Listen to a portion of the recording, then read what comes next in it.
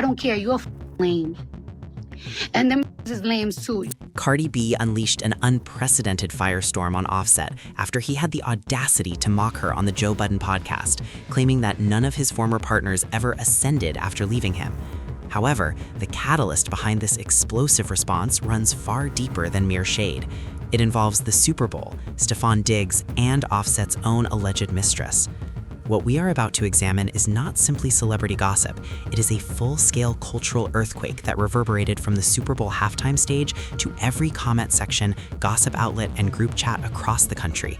We are talking about the moment Offset, Kiari Kendrell Cephas, decided to open his mouth on the Joe Budden podcast and direct the most disrespectful shade at every woman he has ever been with, and more specifically at the one woman who held him down through years of embarrassment, public humiliation, and scandal after relentless scandal, Belcalis Marlenis Almanzar Cephas, Cardi B.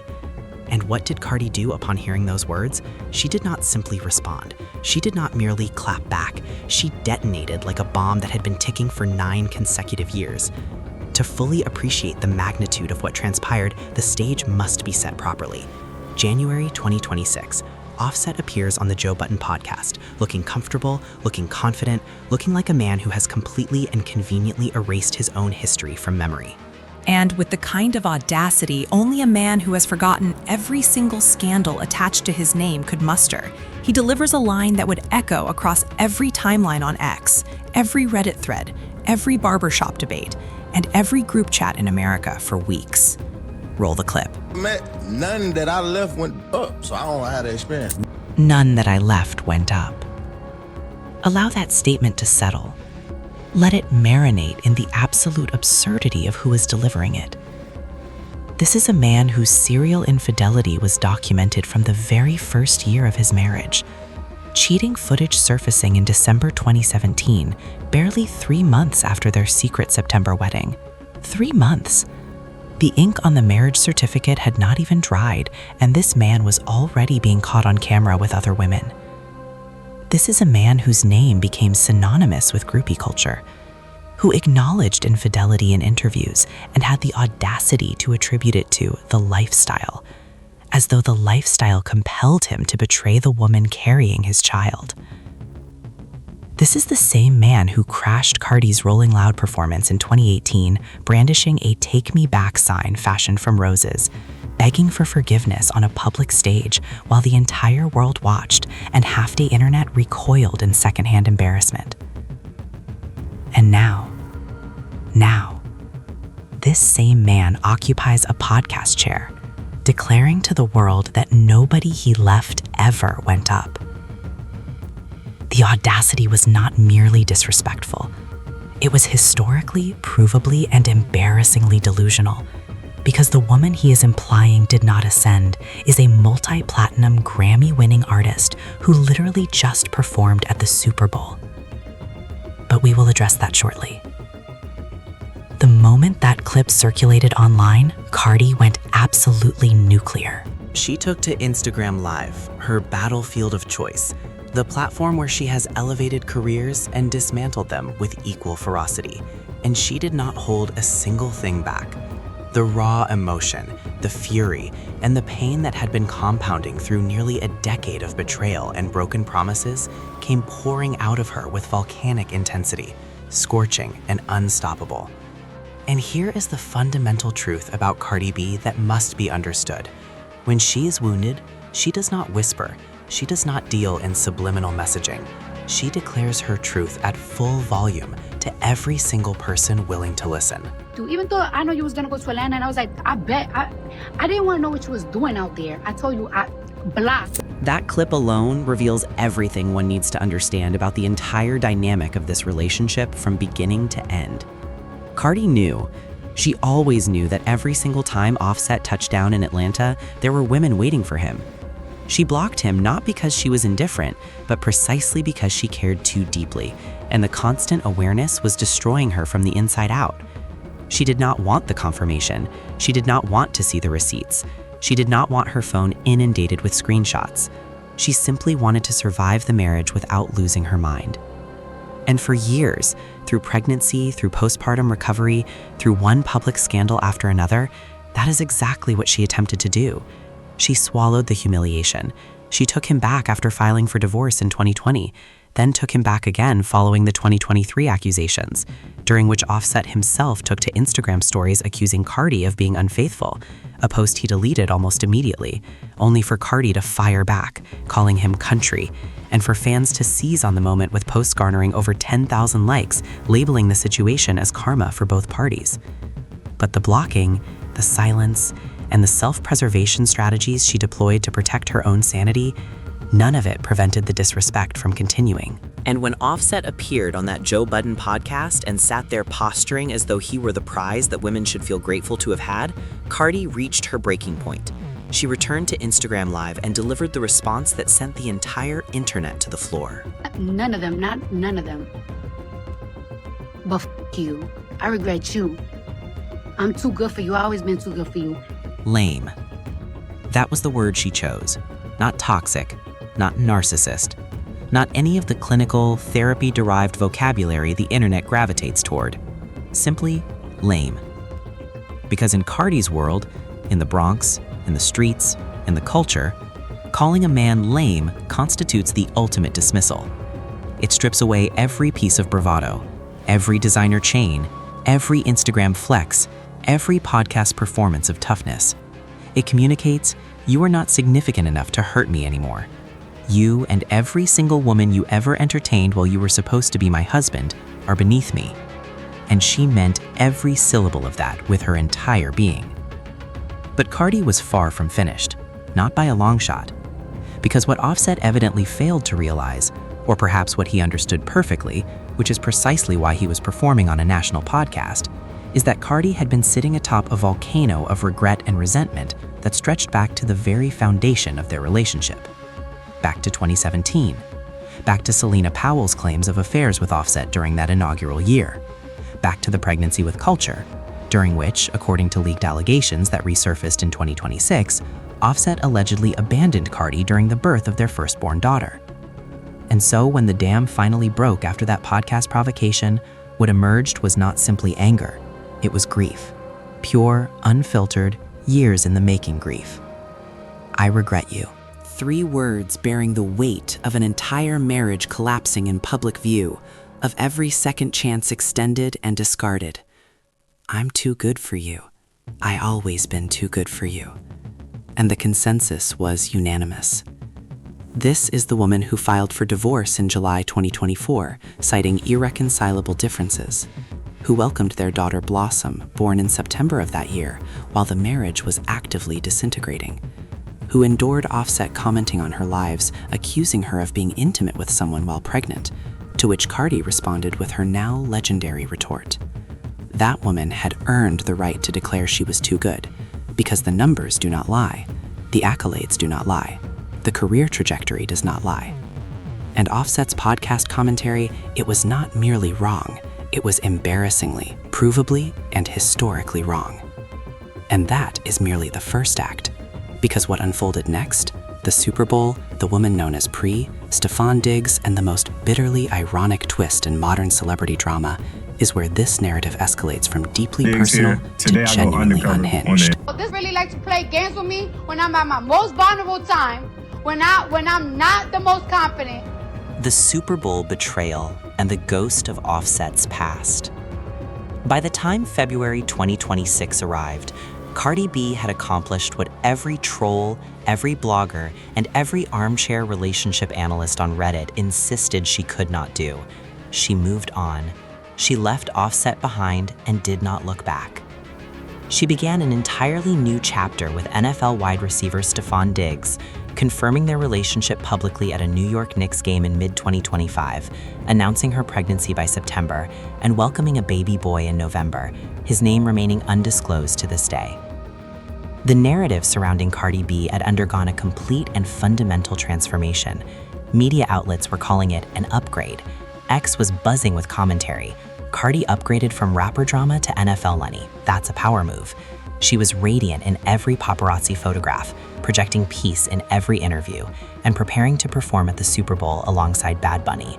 Life, by all appearances, had finally turned a corner towards something resembling genuine happiness and stability. But here is where the universe, or karma, or fate, or whatever higher power one believes authors the scripts of celebrity relationships, decided to deliver the cruelest, most poetic, most devastatingly ironic plot twist that anyone in the history of modern celebrity drama has ever witnessed. Super Bowl LIX, February 8th and 9th, 2026. The New England Patriots fall 29-13. Diggs' team suffers a comprehensive defeat on the grandest stage in professional sports. Cardi performs at halftime, but departs the venue early, a detail that immediately triggers alarm across every gossip blog and fan forum on the internet. And then the digital world does not simply buzz, it detonates. Because seated in the friends and family section of that stadium, wearing a Wags jacket, standing on the secure field, holding credentials and access that could only come from being personally and deliberately invited by one of the players, was a woman known as Pri. And Pri was not merely an anonymous spectator. Pri was Offset's alleged former mistress. Read that again and allow the full weight to register. The man Cardi left because he would not stop entertaining other women behind her back, one of those very women, one who played a role in the destruction of Cardi's marriage, was now present at the Super Bowl, wearing a Wags jacket, invited by Cardi's new partner. No screenwriter could fabricate this. Hollywood would reject this manuscript as too implausible for audiences to accept. Today I go undercover. Pri posted "I love you" to Diggs on social media, while Cardi was literally on that stage performing before over 100 million viewers worldwide. The level of disrespect was so surgical, so precise, so seemingly calculated that fans immediately began posing the questions that demanded answers. Did Diggs know about the Offset connection? Did he understand exactly who this woman was and what she represented within the context of Cardi's trauma? Did he extend the invitation with full knowledge of the history, fully aware of the pain it would inflict, knowing that this woman's presence in his family section would constitute the ultimate affront? Because if the answer to any of those questions is affirmative, then what occurred at that Super Bowl was not merely infidelity. It was psychological warfare executed on a national stage. Within hours of the final whistle, blogger Tasha K leaked alleged receipts connecting Diggs and Pri. The timing rendered the situation exponentially more devastating, as rumors had circulated for weeks that Diggs was planning to propose to Cardi. She was supposed to expecting a ring.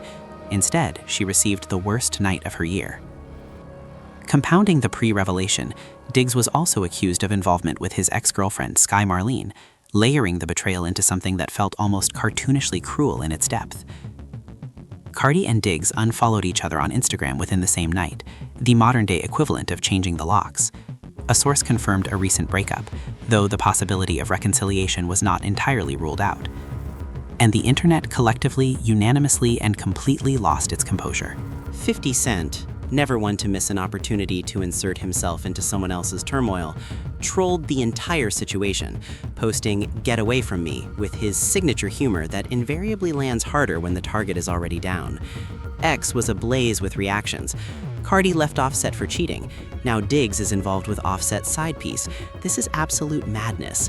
Reddit exploded overnight with thousands of comments debating whether this represented karma completing its circle, a deliberate orchestration, or something somehow engineered by forces unknown, because the symmetry of this situation was almost too perfect, too clean, too narratively satisfying to be purely coincidental. Consider the architecture of it. Cardi left a cheater, found a new partner, and was betrayed by the new partner with the former cheater's woman. If a screenwriter pitched this exact storyline to any studio executive, the script would be returned with the note, "Too unrealistic, audiences won't buy it." And yet here we are, watching it unfold in real time on social media. Throughout this chaos, the entire Super Bowl meltdown playing out in real time across every platform on the planet, where was Offset? Quiet. Suspiciously, deliberately, almost performatively quiet. No direct public response, no Instagram story, no tweet, nothing. But silence from Offset does not signify absence. Leaks suggested an ongoing obsession with the situation. Insiders whispered that Offset was allegedly orchestrating certain strategic leaks to media outlets, timing information drops and feeding gossip blogs to maximize Cardi's public humiliation at the worst possible moment. Whether fully confirmed or not, the timing of his January podcast commentary, that "None that I left went up" remark, now appeared far less like casual observation and far more like a calculated, premeditated, strategically timed explosive device. He delivered that line on the Joe Budden podcast knowing the Super Bowl was imminent, knowing the prize situation was already developing behind the scenes, knowing those words would land 1,000 times harder once Cardi's so-called upgrade publicly crumbled on the biggest stage in American sports. But here is what Offset fundamentally failed to account for, and what every man who has ever underestimated Balcalis Almanzar has consistently failed to grasp. Cardi B does not fold. She does not retreat into silence. She does not withdraw to nurse her wounds in private while the world points and laughs. She returned to Instagram Live, her digital war zone, the platform where she operates at her most raw, most honest, and most formidable, and addressed the vulnerability, the manipulation, and the recurring pattern of men in her life exploiting the precise moments when she is emotionally exposed. He likes to play games with me because he knows I'm not an easy girl. What she shared in that moment was unfiltered truth. It was not a performance calibrated for cameras. It was not a calculated media maneuver designed to generate sympathy. It was a woman who has endured enough cycles of betrayal to recognize the pattern with crystal clear, heartbreaking clarity. Offset deployed his tactics when she was pregnant, when she was navigating postpartum recovery, when she was at her absolute lowest. Struggling to hold together a marriage he was actively demolishing from the inside. And now, in the aftermath of the Super Bowl humiliation, she could identify the identical playbook being executed again by a different man wearing a different jersey. They wait for the low point. They wait for the exact moment when you are already questioning your own judgment and your own worth. And then they strike, because they know you are too hurt, too exhausted, and too emotionally depleted to fight back at full capacity. You're feeling yourself because of your problems. You've really been doing me dirty after so many years. He knows I'm not an easy girl. That statement carries layers upon layers of significance. It means he understands she is not someone who simply accepts disrespect and moves forward in silence. He knows she retaliates, publicly, loudly, and devastatingly. And that is precisely why he targets the vulnerable moments, the hairline fractures in her armor, because those are the only openings where his manipulative strategies have any prospect of landing a blow. The rest of the time, Cardi's defenses are too formidable to breach. Her confidence is too commanding to undermine. Her voice is too sharp, and her platform too massive for anyone to outmaneuver her. So he waits, patiently, strategically, for the opening. And that cold, deliberate, calculating emotional timing is exactly what elevates this entire situation from standard celebrity conflict into something genuinely sinister. Threats, receipts, and the war that is far from over. This is where the narrative takes a sharp and dangerous turn, departing from messy drama into territory involving potential criminal liability and real-world consequences. We are no longer discussing Instagram unfollows and subliminal podcast remarks. We are discussing explicit threats of violence. Offset's behavior in late 2025 and early 2026 extended well beyond shading Cardi on podcasts and making indirect social media gestures. According to Selena Powell, the self-proclaimed industry insider who has spent years building a platform on exposing hip-hop's most closely guarded secrets, sometimes with legitimate, verifiable evidence, and sometimes with credibility that remains debatable at best, Offset descended entirely off the deep end in a manner that shocked even those who believed they had already witnessed the worst of him. Powell leaked a FaceTime video recording in which Offset allegedly issued direct, explicit, violent threats against Stefon Diggs, specifically threatening to shoot Diggs in the knee, strip him, and rob him. Read that one more time and allow the full weight of those words to register. That is not shade. That is not subliminal messaging. That is not a metaphor embedded within a rap verse subject to interpretive debate by attorneys. That is a direct, explicit, on-camera violent threat against a professional NFL athlete, recorded on FaceTime and distributed across the internet for millions to hear, screenshot, and preserve. The reaction on X was immediate, massive, and furious. Posts declaring Offset threatening murder, that's jail time, accumulated over 9,000 likes, with users labeling him unhinged and dangerously obsessive. Reddit threads declared unanimously, this is turning criminal. Offset's secrets are surfacing everywhere, and someone needs to intervene. As of this recording, no lawsuits or restraining orders have been publicly filed in response to those threats, though insiders consistently indicate that Offset's actions could lead to serious legal repercussions should Diggs or his representatives choose to pursue them. Powell's disclosures did not conclude with the threats against Diggs. She also claimed that during those same FaceTime conversations, Offset revealed he had abandoned Cardi during Culture's birth, a detail that, if accurate, introduces an entirely new dimension of cruelty to his "none I left when up" bravado on the Joe Budden podcast. Consider the audacity of that for a moment. The man who allegedly was not even present when his first daughter with Cardi entered the world, the man who supposedly left his wife alone during one of the most significant and vulnerable moments of her entire life, now wants to occupy a podcast chair and posture as though he were the victim, as though he were the prize, as though the women he left behind should be mourning his absence. The mathematics of that equation do not balance, not even remotely. And then there is the paternity chaos that added yet another layer of dysfunction to an already destabilized situation. In November 2025, Offset deleted an Instagram post in which he publicly claimed that Cardi's new baby, her son with Stefon Diggs, was actually his child. Allow that to register. He attempted to claim another man's baby on social media. Cardi publicly condemned the action as harassment, and rightfully so. The claim was baseless and universally recognized as such, but the intent behind it was transparent: destabilize Cardi's new family unit, cast doubt on Diggs' role as a father, inject chaos into their relationship, and maintain himself permanently at the center of the narrative regardless of the cost. Adding further accelerant to an already raging fire, Powell leaked that Diggs could not sign the baby's birth certificate because Cardi remained legally married to Offset, a hidden legal complication stemming from the still unfinished divorce that no one in the public anticipated, but that everyone should have predicted given the protracted and contentious nature of the proceedings.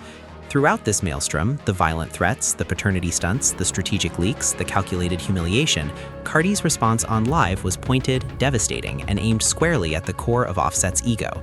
She called him out for years of mistreatment, for riding high on his solo album and his newfound confidence, while treating the mother of his children as though she were disposable. Trying to FaceTime me because he's trying to show me the girls that he'd been, I guess, or talking to. That is In a separate live session addressing the full, unfiltered scope of Offset's manipulation, Cardi revealed precisely what he had been doing behind the scenes, deliberately FaceTiming her to parade other women in front of her, attempting to provoke a reaction, attempting to instill jealousy and insecurity, even after their relationship had ended, even after she had moved on with another man and begun building a new family.